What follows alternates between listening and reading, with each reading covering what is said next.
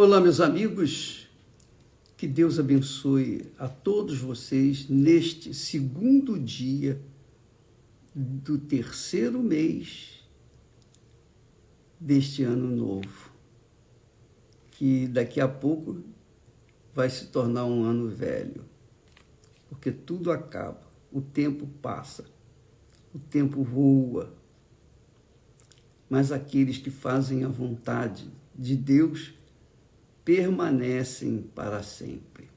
Olha só, eu queria que você entendesse uma coisa do que nós falamos ontem a respeito de Eclesiastes, né? Que o corpo volta ao pó e o espírito humano volta para Deus, que o deu, que emprestou. Mas não fala nada da alma, porque a alma é uma decisão de cada um de nós. Cada um toma a decisão de acordo com a sua necessidade ou de acordo com os seus interesses. Mas nós estávamos pensando em uma coisa muito bacana, muito forte, muito gloriosa. A Bíblia aqui fala nos dois últimos versículos de Eclesiastes 12, de que tudo o que se tem ouvido,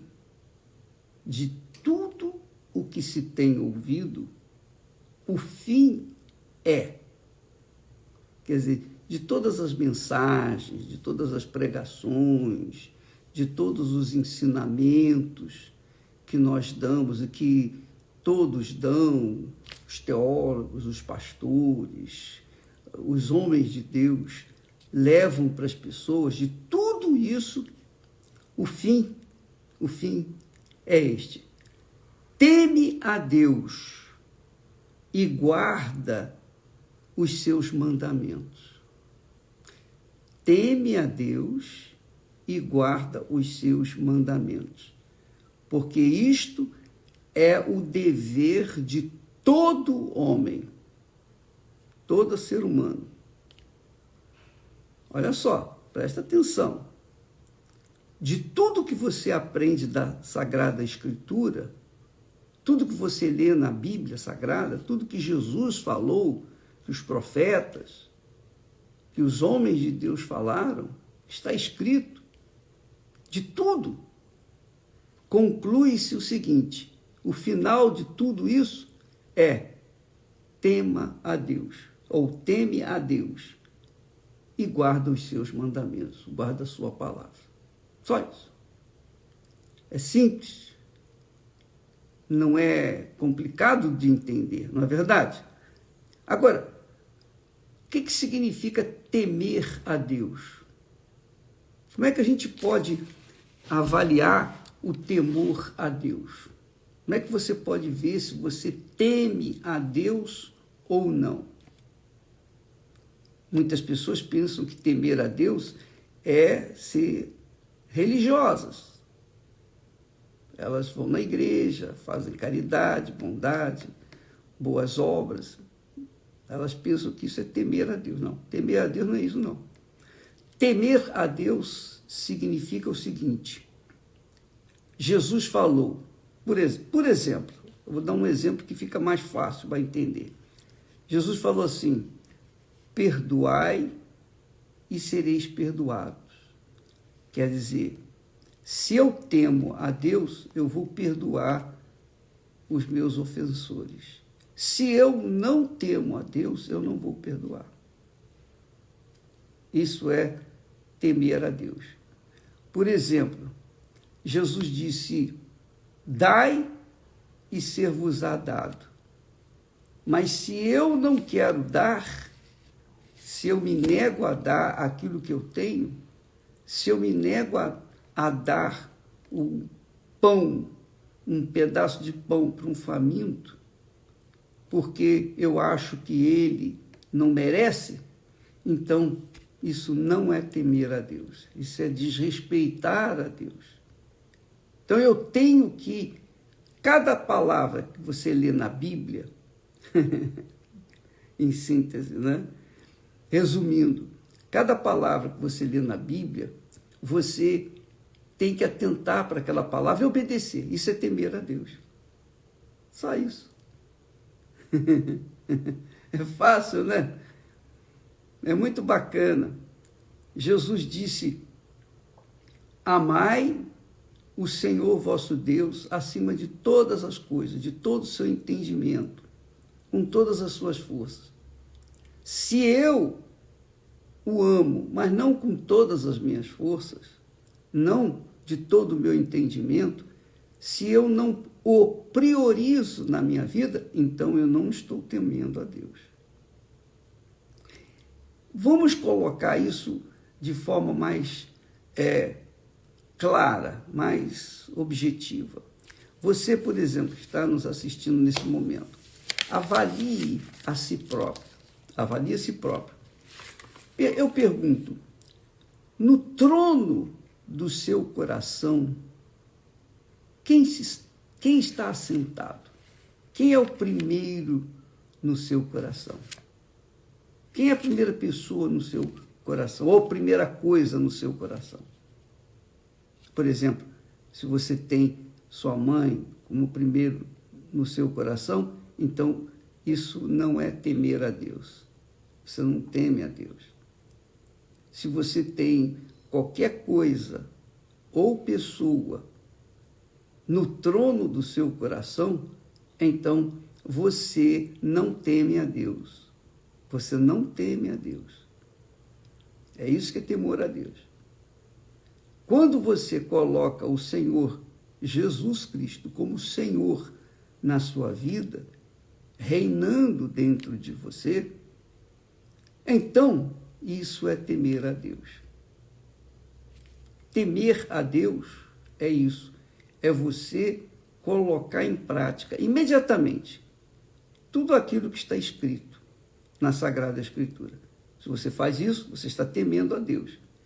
É como disse o sábio Salomão: guarda, ou teme o fim é teme a Deus e guarda os seus mandamentos. Porque isto é o dever de todo ser humano, ou de todo homem. Isso é dever de cada um de nós.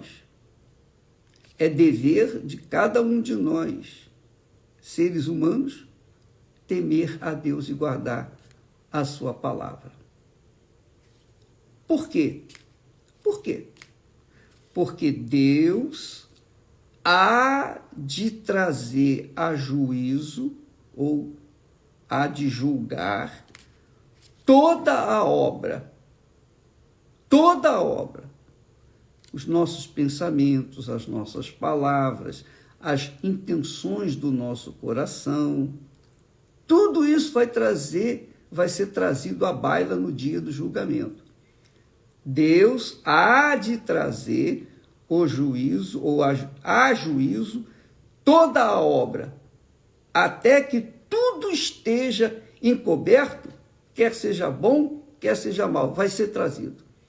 Tudo que está escondido dentro do coração, às vezes você não sabe o que a outra pessoa está a pensar, mas Deus sabe e fica registrado lá no céu.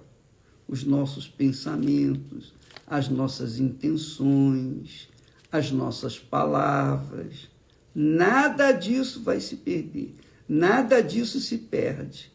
É o que diz o texto aqui. Deus há de trazer a juízo toda a obra, até tudo o que está encoberto. Tudo que está encoberto, quer seja bom, quer seja mal. Quer dizer, tudo vai estar esclarecido no dia do juízo. Então, quem tem juízo, obviamente, começa a colocar em prática imediatamente aquilo que está escrito. temer a Deus e obedecer os seus mandamentos, a sua palavra. Só isso. Se você fizer isso, você vai guardar a sua alma para viver eternamente com Deus.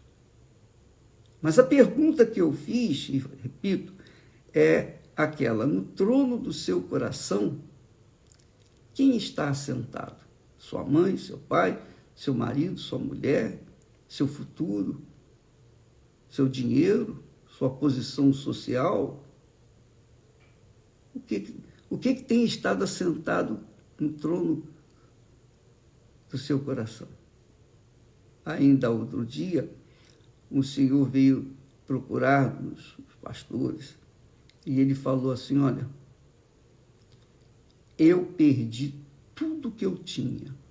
E ele mostra a foto dele com grandes, ilustres pessoas deste mundo, pessoas que fizeram fama. E ele mostra: olha, tá vendo, eu era um homem bem-sucedido, eu perdi tudo, até a minha dignidade eu perdi. E eu estava a ponto de dar cabo da minha vida por conta dessas perdas todas que eu tive. Quer dizer, ele chegou a uma situação que não tinha mais o que fazer da vida dele, queria se matar. Mas o Espírito Santo, obviamente, o guiou até a Igreja Universal. Ele veio, falou com os pastores, recebeu uma palavra de fé, pronto, começou uma vida nova. Você vê que quando nós observamos a palavra de Deus, as coisas dentro de nós mudam. Muda o interior, muda o exterior. Quando o interior não muda, continua o mesmo, então o exterior vai continuar cada vez pior. Então, quem é sábio, cuida do seu interior infinitamente mais do que o seu exterior. Porque o exterior vai ficar por aí, vai virar pó. A sabedoria que Deus emprestou volta para Deus. Mas a alma, cada um tem que decidir por si só. E, obviamente, no dia do juízo, vai acontecer exatamente isso. Deus vai cobrar de cada um de nós, aquilo que Ele nos deu. Ele nos deu espírito, emprestou espírito, nos emprestou uma alma e nos emprestou um corpo. Então, o corpo volta para o pó. Já está definido isso. O espírito volta para Deus, que é a sabedoria. Mas a alma, Deus nos emprestou e vai pedir contas de tudo que a alma fez ou deixou de fazer, de tudo que a alma falou, sentiu e colocou a sua força neste mundo. A alma vai ter que dar, a alma de cada um de nós vai ter que dar conta. Está aqui escrito. Porque Deus há de trazer a juízo toda obra, tudo. Pensamentos, palavras, ideias, inclinações, tudo. Não vai deixar nada de fora, zero. Até tudo o que está encoberto. Quer seja bom, quer seja mal. Pense, minha amiga, meu amigo. É claro que, humanamente falando, ninguém seria salvo se não houvesse Jesus. Jesus deu a alma dele para resgatar a nossa, para salvar a nossa. Mas a verdade é que nem todos querem dar a alma deles para o Senhor Jesus. Então, o coração dessa pessoa, a alma dela, o trono da alma dela está ocupado pelas coisas desse mundo. pela ganância, pelas concupiscências, pela riqueza, pelo o glamour do mundo. O diabo, ele balança o chocalho, igualzinho os pais fazem com a criança para parar de chorar. Balança o chocalho, a criança fica olhando, para de chorar. Pois é, o diabo balança o chocalho das ofertas que o mundo tem. Ele sabe que enquanto as pessoas estiverem distraídas consigo mesmas, ou inclinadas para si mesmas, para os seus próprios desejos e cobiças, ele sabe que enquanto estiver assim, essa alma pertence a ele. Mas quando a cabeça pensa, ela dá uma direção para a alma. Ela entrega a sua alma aos cuidados do Senhor. E o Senhor passa a ser o Senhor que está assentado no trono do coração da pessoa. Agora você entende porque que Jesus falou: buscai primeiro o reino de Deus. Quer dizer, o Senhor Jesus tem que reinar, ele tem que estar sentado aí no trono do seu coração. Ele tem que ser o primeiro. Ele tem que ser o primeiro de tudo e todos. Quando isso acontece, então a pessoa se torna feliz, porque o próprio Senhor Jesus faz encher a alma de gozo e alegria. Obviamente, isso se completa com aquela palavra que ele disse: aquele que beber da água que eu lhe der, nunca terá sede. Nunca terá sede. É isso aí. Deus abençoe a você, minha amiga e meu caro amigo. Hoje, quinta-feira, nós temos aquela reunião especial às 8 da noite no Templo de Salomão e também nas Igrejas Universal do Reino de Deus. Quando nós temos aquela aula especial de como você deve fazer para ter um casamento feliz, porque o seu casamento, o nosso casamento tem que refletir o nosso casamento com Deus. O nosso casamento aqui na terra tem que refletir o casamento que nós temos com Deus, a aliança com Deus. Tá bom? Deus abençoe a todos e até amanhã, em nome do Senhor Jesus. Amém.